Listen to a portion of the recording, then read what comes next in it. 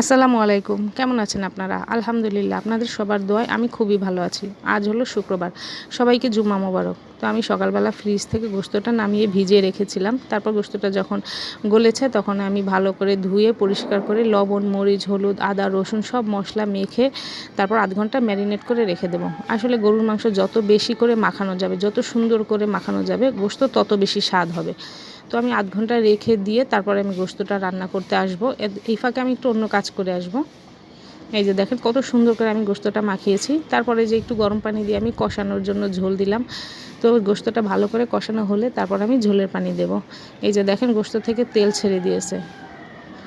তারপরে আমি এখন একটু নেড়ে চেড়ে আর একটু ঝোল শুকিয়ে তারপরে এই যে আমি গরম পানিটা দিয়ে দিলাম। এটা হলো ঝোলের পানি। আজকে গোশতটাতে ঝোল বেশি রাখবো না, মাখো মাখো করবো, তো তাই অল্পই পানি দিলাম। এই যে, তো আমি আজকের ভিডিওটা বেশিক্ষণ করতে পারিনি, অল্প একটু করেছি, আমাদের বাসায় একটু সমস্যা ছিল তাই। তো আপনারা সবাই ভালো থাকবেন, সুস্থ থাকবেন, আর আমার চ্যানেলটিকে সাবস্ক্রাইব করবেন। আল্লাহ হাফেজ।